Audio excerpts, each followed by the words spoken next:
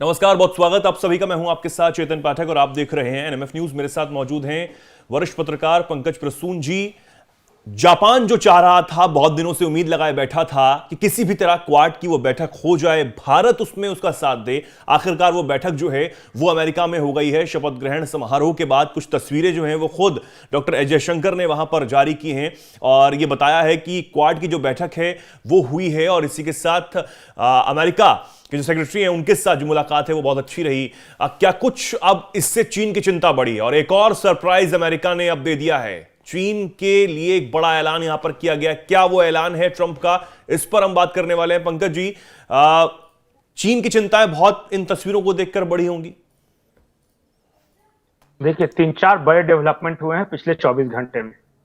आपको पता है, भारत के विदेश मंत्री इस वक्त अमेरिका में हैं और उनके इनॉग्रेशन सेरेमनी में पार्टिसिपेट करने के लिए गए थे।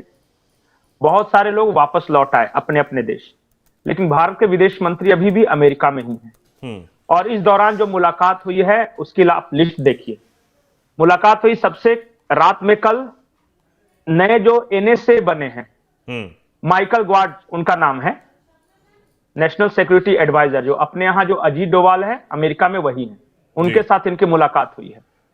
उसके बाद इनकी मुलाकात हुई है जो सेक्रेटरी ऑफ स्टेट्स हैं वहां पे, रूबेनो कुछ नाम है उनका, मार्को रूबियो, हाँ Marco Rubio, secretary of state, उनके साथ इनकी मुलाकात हुई है। उसके बाद एस जयशंकर की मुलाकात हुई है क्वाड के सारे विदेश मंत्रियों के साथ, यानी कि जापान के, ऑस्ट्रेलिया, जापान के फॉरेन मिनिस्टर, ऑस्ट्रेलिया, जापान के फॉरेन मिनिस्टर, ऑस्ट्रेलिया के फॉरेन मिनिस्टर और अमेरिका के सेक्रेटरी ऑफ स्टेट जी। तो एक दिन में ये 3 बहुत महत्वपूर्ण मुलाकात है। इतनी भीड़ भाड़ में जब तुरंत सरकार शपथ ले रही हो और हर देश का रिप्रेजेंटेटिव वहां मौजूद हो जी, और उस वक्त इंडिया के फॉरेन मिनिस्टर्स को एनएसए ने मुलाकात का वक्त दिया हो, सेक्रेटरी ऑफ स्टेट ने मुलाकात का वक्त दिया हो और क्वाड के चारों जो है फॉरेन मिनिस्टर्स, उनके बीच बैठक हुई हो। और सिर्फ बैठक नहीं हुई हो, एक ज्वाइंट प्रेस स्टेटमेंट जारी किया गया हो, इसमें ये कहा कि हम रेगुलर इंटरवल पर मिलते रहेंगे। क्वाड की बात मैं कर रहा हूं। और अगली जो बैठक है क्वाड मेंबर की वो भारत में होनी है जी। उसको लेकर कि हम तैयारियां करेंगे, क्या प्लान आउट होगा, उससे लेकर मुझे लगता है एक दिन में ये बहुत बड़ी उपलब्धि है। जनरली समय नहीं मिलता। आप आए हैं, ट्रंप को हाय हेलो कीजिए, विश कीजिए और अपना फ्लाइट पकड़िए, चले आइए जी। लेकिन एक तरफ जो राष्ट्रपति हैं लगातार ऑर्डर्स पे साइन कर रहे हैं, उनके सारे मंत्री शपथ ले रहे हैं, भीड़ भाड़ लगी हो, और उस वक्त एक दिन के अंदर समय निकालना एनएसए के द्वारा, नेशनल सिक्योरिटी एडवाइजर के द्वारा या सेक्रेटरी ऑफ स्टेट के द्वारा या फिर क्वाड के फॉरेन मिनिस्टर की मीटिंग अरेंज करना वॉशिंगटन डीसी के अंदर, ये अपने आप में बहुत महत्वपूर्ण है और ये दिखाता है कि भारत प्रायोरिटी लिस्ट में कैसे ऊपर है। एक तो भारत प्रायोरिटी लिस्ट में ऊपर है। भारत को एक और शंका थी, आशंका जिसे बोल सकते हैं, कि कहीं अगर ट्रंप प्रशासन आया और जिस तरह उसने अनाउंसमेंट किया था कि ब्रिक्स के सारे देशों पर हम 100% टैरिफ लगाएंगे वगैरह, तो ट्रंप प्रशासन ने साफ किया है कि वो टैरिफ तब लगाने की बात कही थी अगर इन्होंने डॉलर के विकल्प के रूप में कोई और करेंसी निकाला तो। हाँ। तो भारत तो शुरू से ही कहता रहा है कि हम तो एक वैकल्पिक करेंसी के पक्ष में है ही नहीं, ज्यादा से ज्यादा या तो आपस में एक दूसरे के स्थानीय मुद्रा के साथ व्यापार करो और नहीं तो फिर डॉलर है। तो अमेरिका की उस आशंका को भारत ने निर्मूल साबित कर दिया है। और दूसरा, कल ही एक बड़ी खबर आई कि जिस वक्त भारत के विदेश मंत्री इतनी हाई प्रोफाइल मीटिंग्स कर रहे थे, उसी वक्त ट्रंप प्रशासन ने चाइना पर 10% टैरिफ लगाने की घोषणा की। एक आसान शब्दों में समझिए, ट्रंप की जो साउथ एशिया की जो समझ है ना, वो चाइना स्पेसिफिक समझ है जी। वो बहुत ज्यादा नहीं जानते बांग्लादेश, म्यांमार, पाकिस्तान, इन सबको वैल्यू नहीं देते। ट्रंप देखते हैं सिर्फ एक देश को, इस पूरे खित्ते में जितना ये एरिया है उसमें सिर्फ एक चाइना को देखते हैं कि चाइना हमारा राइवल है, उसे कैसे काउंटर करना है। और वो ज्यादा से ज्यादा ट्रेड एंड कॉमर्स और जियोपॉलिटिकल जो सिनेरियो बन रहा है वो। अब ट्रंप को सिर्फ एक बात और पता है कि चाइना तो हमारा राइवल है, लेकिन उन्हें यह जरूर पता है कि इंडिया चाइना को काउंटर करने में हमारा हेल्पफुल साबित हो सकता है। और इसलिए देखिएगा कि जो इंपॉर्टेंट पद हैं ट्रंप प्रशासन के अंदर, चाहे वो एफबीआई का डायरेक्टर हो, इंटेलिजेंस का डायरेक्टर हो, या फिर उपराष्ट्रपति हो, जो भी आपको हाई प्रोफाइल बड़े नजर आएंगे उस सब में इंडियन टच है। काश पटेल जो है वो एफबीआई के डायरेक्टर है, बिल्कुल। तुलसी गबार्ड है वो नेशनल इंटेलिजेंस ब्यूरो की डायरेक्टर है, जो उपराष्ट्रपति है उनकी वाइफ आशा है, उषा, और उषा, माफ कीजिए, उषा है। और पता है एक खबर आज ही आई है, दैनिक भास्कर में छपी है कि एग्जैक्टली ट्रंप जो थे वो उषा को बनाना चाहते थे उपराष्ट्रपति, और वो इसलिए बनाना चाहते थे कि वो इंडिया से क्लोज एसोसिएशन के साथ काम करना चाहते थे। ये दैनिक भास्कर में आज ही ये रिपोर्ट छपी जी।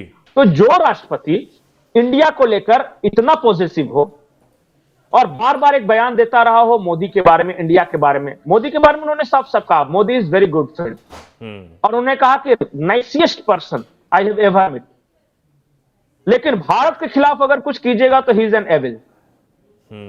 ये डोनाल्ड ट्रंप ने कहा था चुनाव प्रचार के दौरान, और डोनाल्ड ट्रंप ने एक बात और कही थी और कई बार उस बात को रिपीट किया था कि you will find a good friend in white house, Hindus के लिए।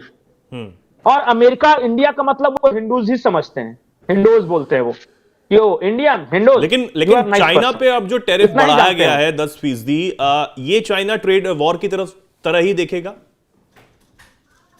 वो देखिए भारत पे नहीं बढ़ाएंगे और चाइना पे को प्रेशराइज करेंगे, मैं जहां तक समझ पा रहा हूं। भारत के साथ ट्रंप नहीं कुछ भी गलत नहीं करेंगे, इस चलते खास करके ट्रेड कॉमर्स और टैरिफ के मामले में। क्योंकि एक साथ दोनों देशों के साथ पंगा नहीं ले सकते। देखिए रशिया के साथ उन्होंने ऑलरेडी बहुत सारे सैंक्शंस वगैरह लगा रखे हैं, बिल्कुल बहुत ज्यादा असरदार साबित हो नहीं रहा है, क्योंकि मैं अभी देख रहा था इस महीने की रिपोर्ट है, रशिया के जो बैंकिंग रेवेन्यू वो राइज कर रही है, वो इनइफेक्टिव साबित हो रही है।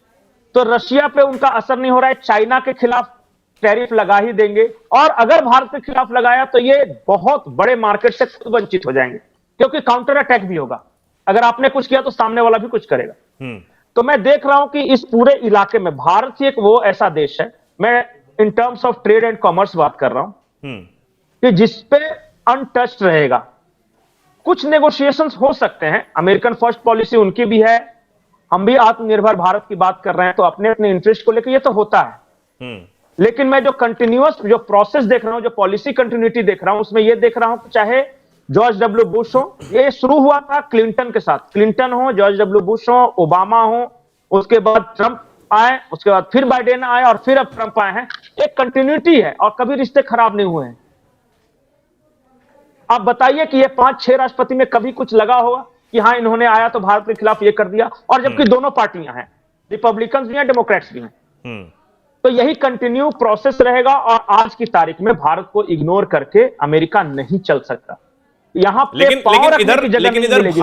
लेकिन इधर भारत ब्रिक्स को भी ऐसे ही पैरेलल चलाने की कोशिश कर रहा है। देखिए ब्रिक्स भारत की नजरों में, ब्रिक्स जो है प्रोग्रेसिव कंट्रीज का है, और वो बार बार मैं बोल रहा हूं कि भारत जो ये जो लेकिन इससे अमेरिका को तो दिक्कत हो रही है ना। अमेरिका को ब्रिक्स नेशन से दिक्कत है, क्वाड नेशन से दिक्कत नहीं है। मैं वही कह रहा हूं, ब्रिक्स से दिक्कत हो रही है ना, कि भारत तो दोनों को पैरेलल चलाने की कोशिश कर रहा है, लेकिन जो बढ़ती हुई अर्थव्यवस्था है ब्रिक्स की, काफी सारे देश उसमें इस बार जुड़े हैं, इंडोनेशिया तक सबसे बड़ा मुस्लिम राष्ट्र जुड़ गया है, तो अमेरिका को तो दिक्कत हो ही रही है। अमेरिका को ब्रिक्स से दिक्कत नहीं है, ब्रिक्स की कुछ पॉलिसीज से दिक्कत है, जिसमें ये जो कॉमन करेंसी की बात है उससे। भारत उस कॉमन करेंसी वाले मामले से अलग है,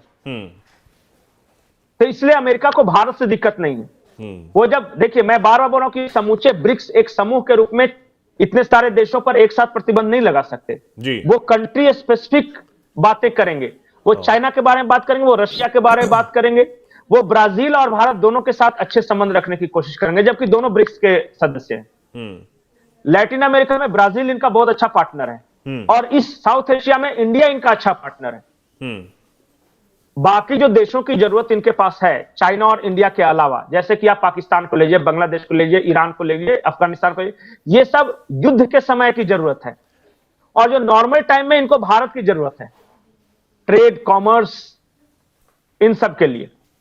लेकिन अब और वहां अमेरिका में ट्रंप के आने के बाद उन्होंने चीन के राष्ट्रपति शी जिनपिंग से फोन पर बात की, जल्द ही वो चीन के दौरे पर भी जाने वाले हैं। लेकिन अब इस बीच ये टैरिफ बढ़ा देना, चीन क्या इन चीजों को समझ पाएगा? ट्रंप एक अलग स्ट्रेटेजी के साथ काम कर रहे हैं, इस बारे में सब जानते हैं। चीन को अलग तरीके से टैकल वो करना चाहते हैं, एक अलग सोच के साथ वो चल रहे हैं। क्या चीन उसमें हामी भर पाएगा? चीन कर पाएगा उस तरीके से जिस तरीके से ट्रंप करना चाहते हैं? देखिए, जहां तक मुलाकातों और जाने का सवाल है, तो ट्रंप ही एकमात्र राष्ट्रपति हैं जो नॉर्थ कोरिया भी गए थे। बिल्कुल। हाँ, वो पहले ऐसे राष्ट्रपति हैं जिन्होंने नॉर्थ कोरिया के बॉर्डर को क्रॉस किया था। तो मुलाकात अलग विषय है। चाइना के साथ इनका जो संबंध है, इनका जो ट्रेड है, अमेरिका और चाइना का ट्रेड, वो ऑल टाइम हाई पे है। लेकिन अमेरिका को बार बार आपत्ति इस बात को लेकर है कि हम तो चाइनीज प्रोडक्ट्स को सब्सिडी देते हैं, लेकिन चाइना हमारे प्रोडक्ट्स पे टैरिफ लगाता है। तो इस मामले पे बात होगी स्पेसिफिक। ऐसा नहीं है कि दोनों को युद्ध लड़ने वाले हैं या कोई व्यापार कम हो जाएगा। ट्रंप की कोशिश यह होगी कि अगर हम आपको सब्सिडी देते हैं तो आप भी हमारे प्रोडक्ट्स पे सब्सिडी दो जी। और स्पेसिफिक बिल्कुल बात होगी, मुद्दे आधारित बातचीत होगी। और भारत के साथ भी यही होगी। आप देखेंगे कि हो सकता है कि पाकिस्तान के मामले पे, बांग्लादेश के मामले पे या फिर चाइना के मामले पे अमेरिका भारत के साथ खड़ा हो, लेकिन भारत के साथ ट्रंप प्रशासन ये जरूर बात करेगा कि भाई तुम्हारे प्रोडक्ट्स को हम देखो कितनी सब्सिडी देते हैं, हमारे प्रोडक्ट्स पे तुमने 10% टैरिफ लगा के रखा, फिर हम भी लगा देंगे, तो समझ लेना तुम, तो तुम्हारा एक्सपोर्ट कम हो जाएगा, या फिर जो अमेरिकी प्रोडक्ट्स मिलेंगे तुम्हारे यहां महंगे मिलेंगे, देख लेना तुम अपने। तो इस हिसाब से बातचीत होगी, मुद्दे स्पेसिफिक बातचीत होगी। ऐसा नहीं कोई दोस्त या दुश्मन होगा तो सारे क्षेत्रों में हो जाएगा। बिल्कुल। और भारत अपने इंटरेस्ट के लिए काम कर रहा है। जिस तरीके से मैंने वो टर्म का यूज किया कि ना काहू से दोस्ती और ना काहू से बैर वाली जो नीति भारत इस वक्त अपनाए हुए है, उसी पे भारत चलता हुआ नजर आ रहा है कि क्वाड में भी उसको मल्टीपोलर वर्ल्ड, हाँ, multipolar world and multi dimensional diplomacy. We are going for a global south. ये 3 शब्द याद रखिएगा और फिर इसका जब इसको डिकोड करना शुरू कीजिएगा ना कि मल्टीपोलर वर्ल्ड क्या है जिसके बारे भारत बात कर रहा है, मल्टी डायमेंशनल डिप्लोमेसी क्या है जिसके बारे में भारत बातचीत कर रहा है, और ग्लोबल साउथ क्या है जिसके बारे में भारत बातचीत कर रहा है। तो जब डिकोड कीजिएगा तो मोदी सरकार की विदेश नीति का खाका बिल्कुल साफ नजर आएगा। बिल्कुल बिल्कुल। ये एक अलग नीति के साथ, क्योंकि भारत सरकार इस वक्त काम कर रही है और जो डिप्लोमेसी है वो उसकी जो झलक है वो हमने कई जगह देखी भी है। चाहे चीन बॉर्डर पर रणनीति जो है वो हमारी डिप्लोमेसी काम की, और उसके बाद तमाम और भी जगह हमारी डिप्लोमेसी लगातार काम करती हुई नजर आ रही है।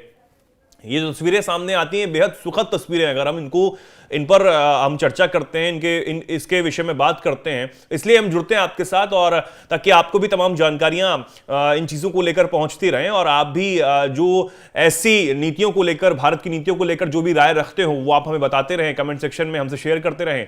फिलहाल के लिए चलिए, बहुत बहुत धन्यवाद पंकज जी आपके हमारे जुड़ने के लिए, और हमारे दर्शकों को बहुत बहुत धन्यवाद। ऐसे ही जुड़े रहिए, देखते रहिए NMF न्यूज़। नमस्कार।